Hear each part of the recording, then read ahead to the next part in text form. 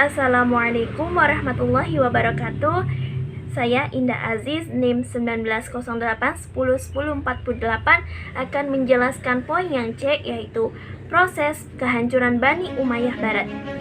Malapetaka kehancuran mulai melanda istana ketika pemuka-pemuka Bani Umayyah memecat Al-Mu'ayyad dari jabatan khalifah karena ia bersedia memberikan jabatan tertinggi negara itu kepada Al-Nahir II dinilai sepertinggalnya kelak.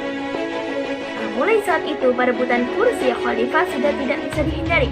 Para pemuka Cordova segera meminta Umayyah Ibn Abd ar-Rahman agar bersedia menduduki jabatan khalifah.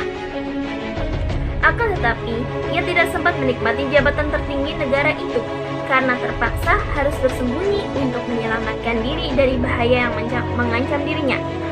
Dalam waktu itu, Wazir Abu Al-Hazm Ibn Jahwar memaklumkan penghapusan khilafah untuk selamanya karena dianggap tidak ada lagi orang yang layak atas jabatan itu.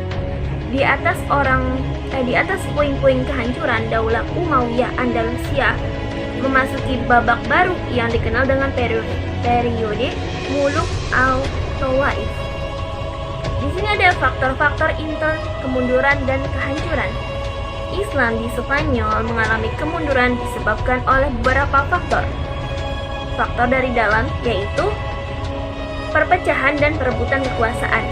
Pada tahap awal semenjak menjadi wilayah Islam, Spanyol masih diwarnai perpecahan dan perebutan kekuasaan, sehingga stabilitas politik negeri Spanyol belum tercapai secara sempurna. Hal ini disebabkan perselisihan di antara elit penguasa akibat perbedaan etnis dan golongan.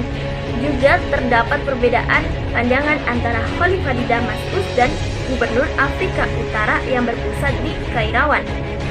Masing-masing mengakui bahwa mereka lah yang paling berhak menguasai daerah Spanyol. Oleh karena itu, fase awal ini telah terjadi 20 kali pergantian wali atau gubernur Spanyol dalam jangka waktu yang amat singkat. Jadi, tidak ada gubernur yang mampu mempertahankan kekuasaannya untuk jangka waktu yang agak lama. Kemudian yang kedua yaitu pribadi dan kepemimpinan khalifah. Salah satu penyebab kemunduran Islam di Spanyol adalah faktor pribadi dan kepemimpinan khalifah.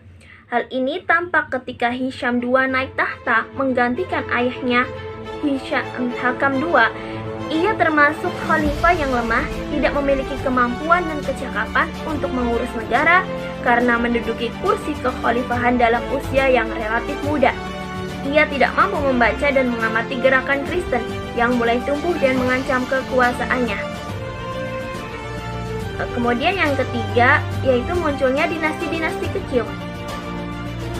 Disintegrasi kekuatan Islam di Spanyol dengan munculnya dinasti-dinasti kecil merupakan salah satu penyebab kemunduran dan kehancuran Islam di Spanyol.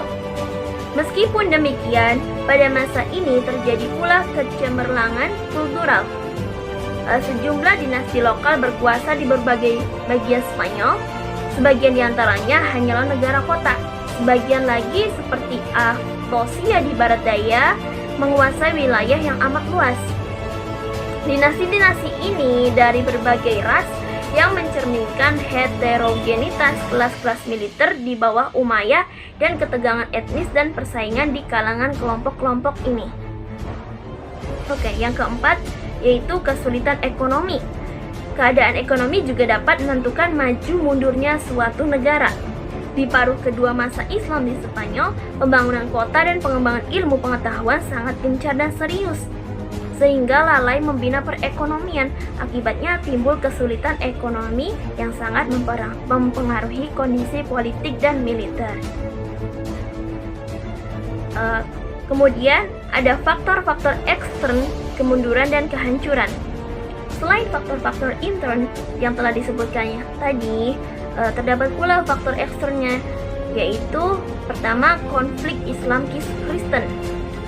Kehadiran bangsa Arab Islam di Spanyol secara tidak langsung melahirkan kesadaran kebangsaan orang-orang Kristen Spanyol.